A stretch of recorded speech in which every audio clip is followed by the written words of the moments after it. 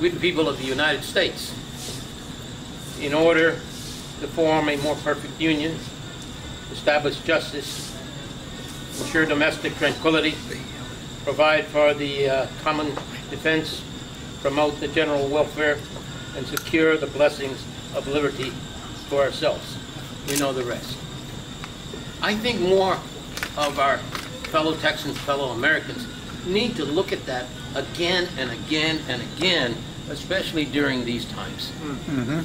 And we just cannot roll over and let what's happening become the new normal. It's just too important, and too many people have fought for so long and so hard and held hands, and we're much better than this, but it's going to take a hell of a lot of work. When I ran the first time, people would ask me, Barrientos, are you a liberal or a conservative? I'd say, look, I'm liberal about taking care of kids, their education, about health and protecting the elderly and the infirm. I'm a liberal. I'm conservative about spending money, especially other people's money. Tell me what your issue is, I'll tell you where I stand, and you decide. You know, our old friend Jim Hightower used to say there was nothing in the middle of the road except yellow stripes and dead armadillos. I look at it from a different perspective. I look in terms of balance. Balance for all that will benefit everyone. That's one of the reasons I'm helping this guy, because he helped me when he was just a kid. So we're going to do whatever we can. Say a couple of words. There's a lot of work to do, and it's going to hurt sometimes, but you're going to be real happy sometimes. And hopefully we're all going to be happy. Elliot McFadden. Thank you, Senator. Yes, Senator.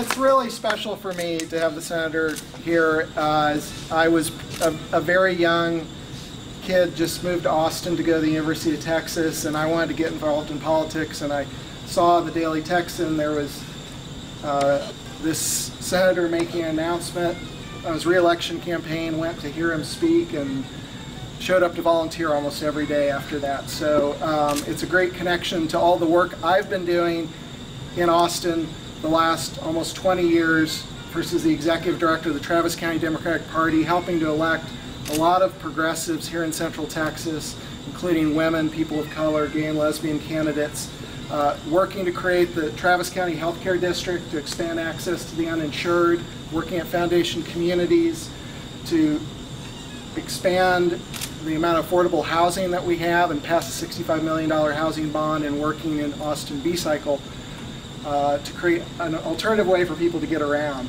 You know, my mama said when I was growing up, 90% of life is showing up and doing the work, and that's what I've been doing.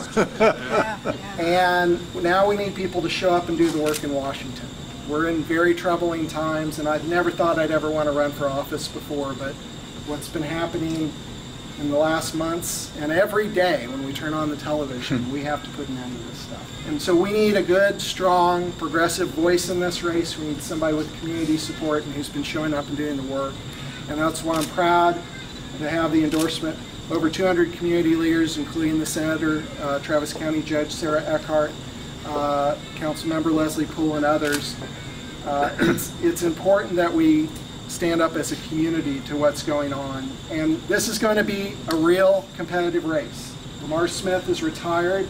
We've got an open seat. The National Democratic Party is going to be putting resources into this race as one of our target seats to flip next year once we have a nominee. So we need to make sure we have a nominee, somebody who can pull folks together and has been through a lot of these tough political battles through the last few years. Because the Republicans are not going to let this go quietly into that good night. So I hope to get you all more involved, and I thank you for showing up tonight. This is the first step in taking back our country next year, and onward to victory. Thank you. Yeah.